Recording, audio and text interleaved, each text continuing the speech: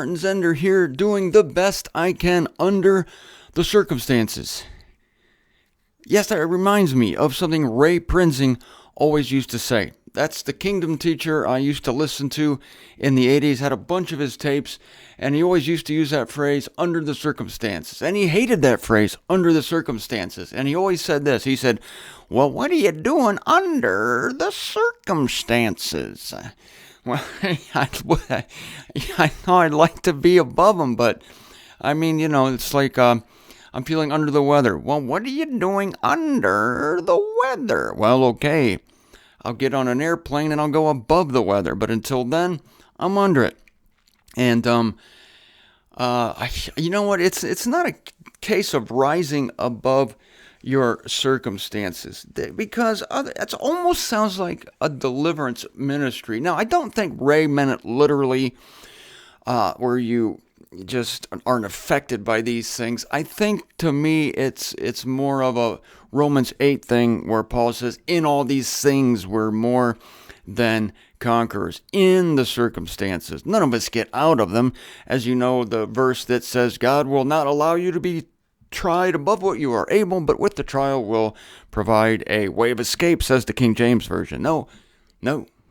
Concordance says we'll provide the sequel, the outstepping, so that you can see what the future is. That's the whole thing I've been talking about in my Romans series.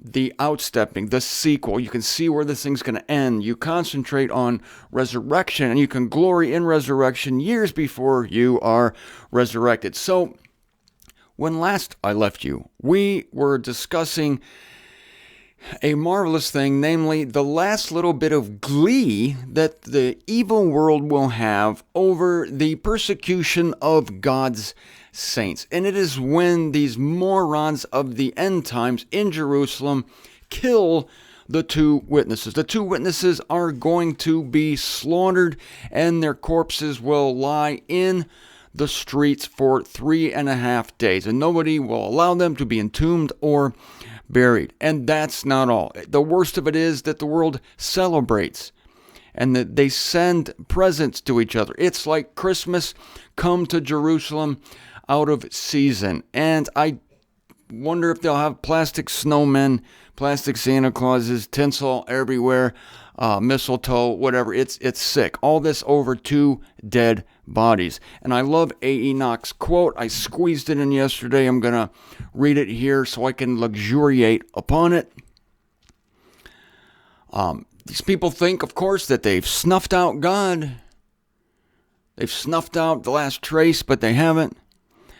Here's A. Enoch. This is the last of the world's good times. I like how he says good times. If you've ever seen a picture of A. Enoch, he looks rather scholarly, and just the fact that he uses the phrase good times, it makes me happy. This is the last of the world's good times that we read of in Holy Writ. The last of the world's good times. Which is not to say, of course, he doesn't mean that when the world enters the kingdom, they're going to have good times. This is the last of their good times, getting away with celebrating evil. People celebrate evil now, and it's going to come to a head, but that's going to be eliminated with instant justice in the kingdom. I go on. What gory glee is theirs who gloat over the murders that seem to silence the last whisper of divine interference in human affairs? There's a great sentence for you. Gory glee and gloat. They gloat over the murders that seem to silence the last whisper of divine interference in human affairs. Interference. It's like, I'm sorry, God, we just don't like your interference. Will you quit interfering in our affairs? Believe me, you want God to interfere with your affairs. People tell me, Martin, I could give you some advice, but I could give you some help, but I don't want to bother you. I don't want to interfere. I know you're busy. I always tell people, interfere with me, please. Let's interface. I want the interference. Please bother me if you have something to tell me that's going to bless me. Now we get to the soup du jour here, which is this. Early expositors looking at this unveiling, those few among them who really wanted to take it literally, to follow the laws of language, which is literal if possible. They had a hard time with this passage. They must have, and this is why. Because Those out of the peoples and tribes and languages and nations are observing their corpses 3 days and a half, and they are not letting their corpses be placed in a tomb, and those dwelling on the earth are rejoicing over them and making merry. We're looking at the peoples and tribes of the entire earth. Those dwelling on the earth. How are they all knowing about this within 3.5 days? Because back in the days of yore, and when I say days of yore, I mean as recently as 1850, so certainly this includes eras before that, news did not travel very quickly. It took, during the Civil War, for instance, it took days for memos to reach people. Who's a genius that invented the telegraph? Samuel Morse? Yeah, Morse. That guy, I'll tell you what. And then there was Marconi, who invented the radio, which saved a few people on the Titanic, because old McBride was his name, sent out the famous SOS message from the Titanic. Great inventions, but they didn't have these back in the days of the early expositors, and so they had to puzzle over this, and they probably were tempted, those among them who loved the literal word of God, to spiritualize this. How can the whole world, how can every tribe, people, languages be rejoicing over the two witnesses? Because they only have 3.5 days to party their fool heads off. Only 3.5 days. That's the thing. In the Civil War, when your loved one died, you didn't know about it for weeks, because the thing went by. You ever heard of the Pony Express, right? You know where the Pony Express got its name? They put mail on the back of a pony.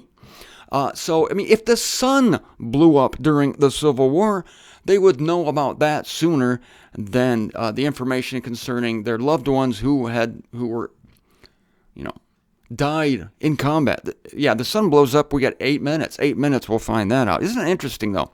The sun could blow up right now, and we wouldn't know it for 8 minutes, because that's how long it takes the light, at the speed of light, to reach our delicate eyes. So this really speaks to what I'm always telling you, that just because you can't figure out a certain thing, like how could that be? It just is. You just have to trust it, that God is going to make it happen as it reads. And so now, of course, we know very well how this news could cover the earth in 3.5 days. 3.5 days, heck, try 3.5 seconds. And now it's humorous what A. Enoch writes here, because he's writing in the 1930s. And he says this: early expositors who did not spiritualize everything in this unveiling might well stagger at the difficulty presented in the statement that those dwelling on the earth are rejoicing over the death of the two witnesses, when it all seems to occur within a few days' time. It certainly gives the impression that in less than 3 days the whole world knows of their death and celebrates it. Until lately, writes A. Enoch, this was quite impossible. Now it is easily accomplished. And then he gives examples which are funny because of the progress we've made in communication from then until now. He talks about a station, must be in LA. It looks like a ham radio station, 6BJX, he calls it. This station, 6BJX, at the insistence of one of the powerful broadcasting stations, has been helping to arrange for the simultaneous production of one program in practically every region on Earth, so that anyone, anywhere, will be able to listen to the voices of certain world celebrities. This was a big deal in 1930, whenever, that a voice could be transmitted to every country simultaneously. It was a big deal. The sound, he writes, will be carried to the remotest regions in a small fraction of a second. And certainly this was miraculous, just as every invention was in its day.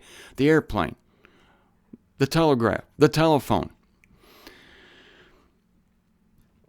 Few of the world's recent inventions are so full of possibilities in connection with the great dominion of the end time. There it is. That is so true. The great dominion of the end time depends on instant communication. Unity. It's very hard to have unity when everyone is is fractured, when countries are isolated and no one can talk to another one instantaneously. But now, I have always believed that this was a number one big, huge sign of the end times and the one world government that must accompany the end times and the one world religion. This ability to communicate instantly. And it's gotten crazy how instant it is. It gets more instant every day and more widespread, more available every day. I mean, you've seen it. I used to drive down US 224 in Ohio, and I'll never forget, I saw this one house, and it looked like the house was like 150 years old. It was dilapidated, it had garbage laying all around it. I don't know what kind of people lived there, but that's not my business. But the funny thing was, there was this giant satellite dish. This was in the days when those things were huge, like you're talking to Martians. Anyway, there's a giant satellite dish that must have cost more than the house. So these people are in there laying around, eating their whatever they eat, the bags of Fritos and donuts or whatever, watching television, and they're connected to the world. This little shack is connected to the world. And I doubt there are many shacks in the world. I know, I don't know what's going on. Deepest Africa, of course, there are poor people that don't have any of these things. I got a Western mindset. I apologize for that. Please excuse me. But what I'm saying is that more and more, not only is the technology becoming more impressive, speedier, but the places it reaches, you have to agree with me here, is increasing. And this is funny. Few of the world's recent inventions are so full of possibilities in connection with the great dominion of the end times. Exactly. The great monarch of that day should be able to communicate directly by word of mouth with all nations, all peoples, every individual on earth, and at a moment's notice. And then this. I'm going to end with this. This is hilarious. Give us a few years more, and he will be seen as well as heard. Seen as well as heard. This was not existent when A. Enoch wrote this book. Television, he writes, is a practical possibility. Yeah, is it ever? How about YouTube? How about Hulu.com? How about, television is a practical possibility which merely needs to be developed. Even the two witnesses themselves, silent in death, may be shown upon a screen in every corner of the habitable earth. In fact, it is not at all impossible that an astonished world will gaze upon them as they are roused from death. Ooh, that gave me a little bit of a Pentecostal chill there. This information, ladies and gentlemen, will be mocked by those who spiritualize the unveiling of Jesus Christ. But for those who take God at His word, these are exciting times that for the first time in world history have allowed these things to transpire. And these things will transpire.